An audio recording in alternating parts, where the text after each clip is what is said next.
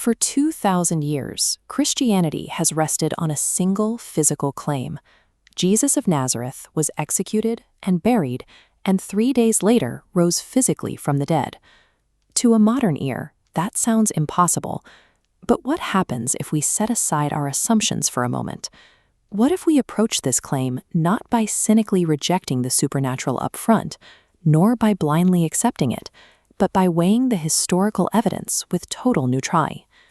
To do that, we have to look at the specific historical data points surrounding the events of that weekend in Jerusalem and see where the evidence actually leads. Applying a rigorous Bayesian analysis to these events suggests a cumulative probability as high as 94%, a conclusion that we will find is fully justified by the data we are about to examine. This means faith in the resurrection doesn't require a blind leap into the dark. It is the most reasonable conclusion of historical investigation, bringing the intellect right to the threshold of faith. Let's examine Paul's first letter to the Corinthians, specifically chapter 15. This is a critical historical document because it predates the Gospels themselves. Embedded in this letter is a highly stylized, formalized creed. Historians across the spectrum, even secular and skeptical ones, agree that Paul received this creed within 2 to 5 years of the crucifixion. It explicitly lists the living witnesses to the risen Jesus, Peter, the 12 disciples, and a massive group of 500 people at once. A timeline of 2 to 5 years eliminates the idea of a developing myth. Legends take generations to grow. They cannot mutate and overwrite the memories of living eyewitnesses in a matter of months. Then there is the physical reality of the burial site. The tomb of Jesus, located right outside Jerusalem, was found empty on the 3rd day. All 4 gospel accounts report that the first people to discover this empty tomb were women. This invokes what historians call the criterion of embarrassment. In the 1st century Greco-Roman and Jewish world, female testimony was largely disregarded in legal settings. If someone were inventing a religion from scratch, they would never write women into the story as their primary witnesses. The detail is recorded because it is exactly what happened. We also have to consider the location. The earliest disciples began preaching the empty tomb in Jerusalem, the exact city where the local authorities could have crushed the entire movement in an afternoon simply by producing the body. The physical reality of that empty grave defeats the common theory that the disciples were just experiencing bereavement hallucinations. A psychological vision in the mind of a grieving friend does not move a stone or empty a physical tomb.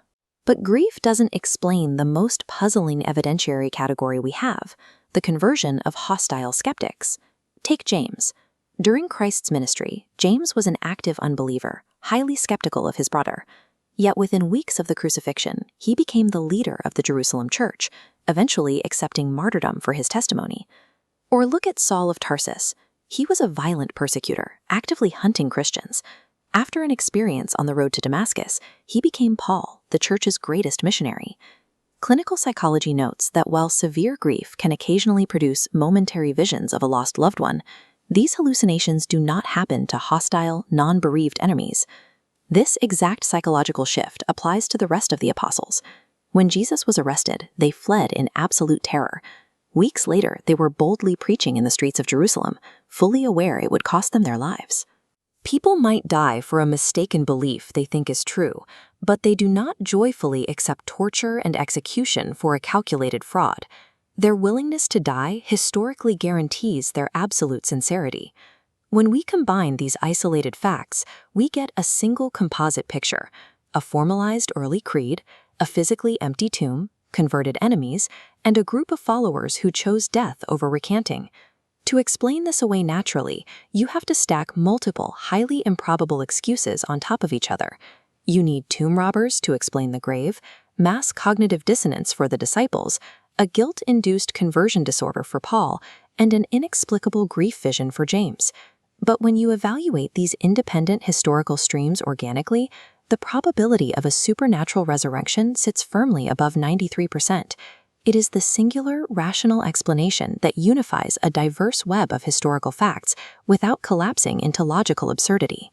Historical investigation, however rigorous, has an ultimate limit. Evidence alone can yield probability, but it cannot force a heart to believe. The meticulous accumulation of these facts does something very specific. It clears away our intellectual obstacles, bringing our reason right up to the door. Stepping through that door requires the gift of faith. Reason can look at the data and prove the resurrection as a historical fact, but it still demands the recognition of a living presence science cannot provide.